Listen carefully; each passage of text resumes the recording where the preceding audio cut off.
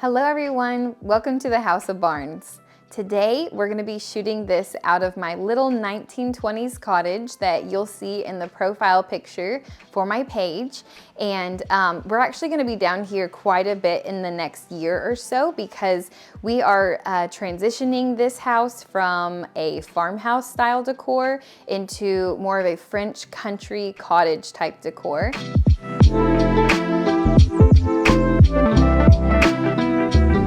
We've got a lot of fun projects down here, a lot of maintenance projects. So if you have an old house or you're interested in buying an old house and doing some renovation projects, you'll want to be sure to follow in the future for lots of projects that you can do yourself. Today, we're gonna get started with this dining set. This actually belonged to my grandmother, and my mother bought this from her back in the late 90s. My mom's had it for quite a few years and been storing it and moving it around, and so it's finally time. We think we should go ahead and fix it up, kind of modernize it, but still keep its antique feel. We're gonna be recovering the seats, and we're going to actually be painting part of the wood and refinishing part of the wood. So this is going to be a two-part video. Today we're gonna focus on the chairs.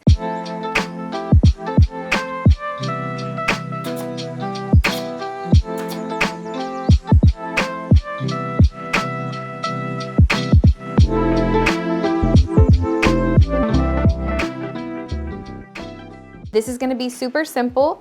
We are taking our fabric that I showed you, and I cut out kind of a good section here just to be able to make sure that, because this does have a pattern, I wanna make sure that I'm getting the design that I want on my seat. I'm going to position the fabric on the cushion so that I make sure that what I want to be seen is what is seen. I want to make sure this little dog is in it, and we got a little bit of each tree, and my people are centered. And so once we have them, what we are going to do, we don't need all this extra fabric, and so we're going to cut. We're going to push the fabric against the floor and make sure we have about that much. That's about 1.5 inches. Make sure to go a little over rather than under, because if you have too little fabric, like I won't cut any off of that section there. Something you guys are probably noticing is, why am I not taking off this old fabric? And you don't need to take off your old fabric as long as the new fabric you're adding on isn't too thick. And this new fabric that we're adding is super thin. It's a linen, and so we really don't need to take the old fabric off. I am using some tools that are way more excessive than what you actually need to be using. Now, if you want to become like a serious upholsterer, this is the kind of stuff you need. But if this is your first time to upholster something and you're just wanting to recover your dining chairs, all you really need at this point is like a manual stapler that you just use and staple this fabric on. I like to use this because I upholster a lot of stuff, and so this is a lot faster for me, but it is not necessary. So don't think that you need these tools to be able to do this project. You can either work from the front and the back first, or you can work from the sides. Either way is perfectly fine, but we want to make sure that our fabric is tight, but not so tight that it's pulling, because you'll be able to see that from the front. We're gonna staple about 1/2 inch from the edge of our fabric. We don't wanna staple right on the edge of our fabric, but we wanna make sure that we're not too close to the edge to where you can see it. And we wanna make sure that we're getting into the wood. So just use your judgment and figure out where the best place to staple on your seat is. And I like to go across and staple about every 2 inches. And just gradually making sure that our fabric is staying in the right place. You can see everything's looking good. Now we're gonna work on these other ends. I like to go from the very center, staple that side in, and then work my way towards the corner. So there's multiple ways to do the corner, and what I like to do is like on this corner where I continue over with this run of the fabric, and then I pull up the corner and make 2 pleats and press it down, and then it makes what I think is a nice discreet corner.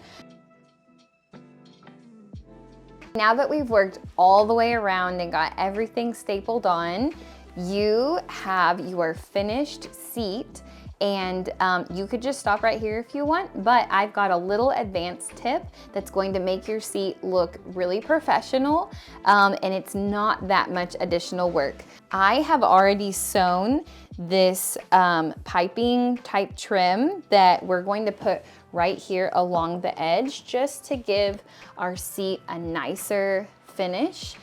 We don't put this along the back of the seat that sits up against the chair because it just looks squished.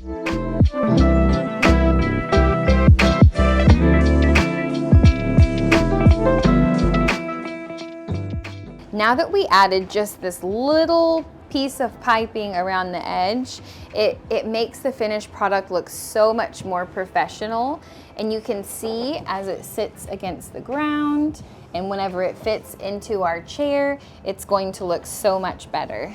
This is my all-time favorite paint for painting furniture. It's very forgiving. It levels out really nicely. It covers really nicely. It holds up really well. So if you're going to be painting furniture, this is my go-to. This is a satin sheen. When you're doing your furniture or your trim or cabinets, the satin sheen is probably the least shiny that you can go. You can't go any flatter than a satin because then you won't be able to wipe it down very easily. What we're gonna do is we're gonna work from the bottom and work our way to the top. You can also work from the top and work your way to the bottom. You just wanna make sure that you're starting at one point and working all the way to the other point. You're not starting and stopping and starting and stopping. Make sure to go just in a fluid motion across the chair. That way you're not running back into the places of the paint that have already dried. Okay, now that we've finished our whole chair, we want to let this dry for maybe only like 10 to 15 minutes, as long as you're using the same paint as me. And then, as you can see, we can see through the black just a little bit. So we're going to want to do one additional coat and then wait another 10 to 15 minutes. And then if there's any spots where you can still see a little bit of the wood through, just touch up those spots by themselves. I really hope you enjoyed everything that I showed you, and be sure to like and subscribe to my channel so that you can be alerted when I film the follow-up video on showing how to refinish the table, and then you can see the whole dining set come together. Y'all have a wonderful day.